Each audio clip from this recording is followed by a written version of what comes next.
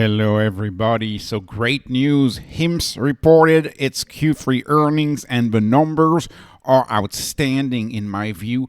Note how I am putting the revenue growth chart in this thumbnail. Why? Because that's the biggest deal for me. You may remember my other video. I was saying that I would be happy if we matched Q2.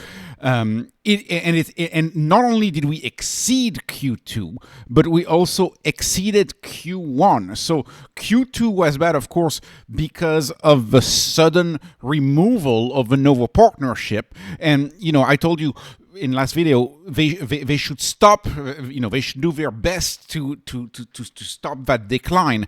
Not only did they stop the decline, they regrew. The revenue growth is back, which is absolutely amazing and alleviates a lot of the fears that I think a lot of the market had on this stock and that I might have had on this stock as well. We are growing compared to Q1 again. This is absolutely outstanding. The end of a Novo partnership absolutely did not kill the stock of HIMS. It did not kill the marketing machine that this company is. And so for me, it's all amazing. All of the rest is icing on the cake. So HIMS House, here, kudos to them. They talk about how we essentially beat earnings across the board, at least on what matters. 78 million adjusted EBITDA at proxy for cash flow, better than 68 expected. 599 million revenue, much better than the estimated 479. The guidance is outstanding, if you ask me, and of course for a full year, I mean, we're essentially in line. We're essentially in line with what was expected.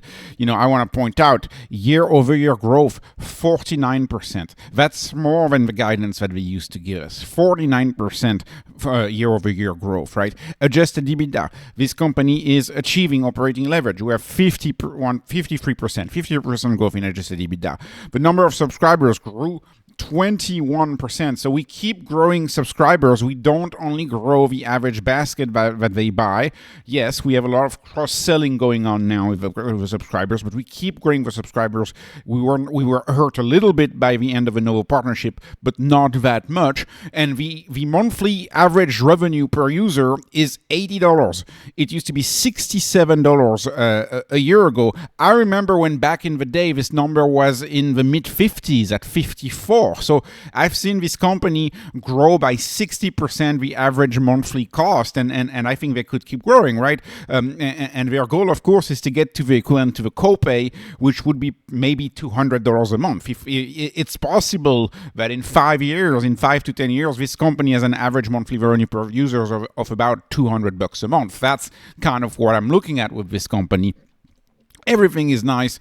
Subscriber growth keeps growing. Revenue keeps growing. They have a lot going on for them. Of course, their guidance, they're still looking at between 58 and 59% year-over-year growth in total at the end of full year 2025.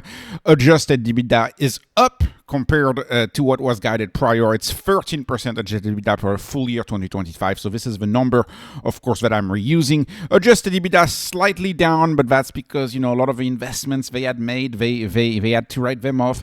Adjusted EBITDA is slightly down also because a lot of the pre-sales that were going on for GLP-1s, like they used to sell them in very large packages all at once, less pre-sales relative to that. This company has been doing well also on two key hallmarks of their strategy, of course, bringing everything in-house, reducing the cost. They now make a lot of their pills, they make peptides, they make liraglutide, so your operating expenses are coming down, and your subscription plan, your personalized plan, is now, out of 2.3 million customers, you have 1.6 million of them who are on a personalized plan. So most people on HIMS are on a personalized plan. Personalization of medicine is the future. And I have updated the valuation. And of course, when I updated with a new number, which went up by 200 million compared to the prior trailing 12 months, we are at 2.2 billion in revenue. And that gives me a lower EV over GP over RG. By a full 0.4, we got lower. We are back at a 0.12. This stock is still very, very cheap. It is not trading anywhere near where it should trade, which in my view should trade much closer to a SaaS company, because the recurring revenue at HIMS is very similar and the margins are very similar to a SaaS company. No, it is still being so dismissed by the market. The rule of 40 is achieved, is 50% higher than the rule of 40. We have 60 in the rule of 40, and analysts are still predicting that this company will grow revenue over the next 12 months at 47%. Think about it. Full year 2025, we will have grown revenue by 58 or 59%.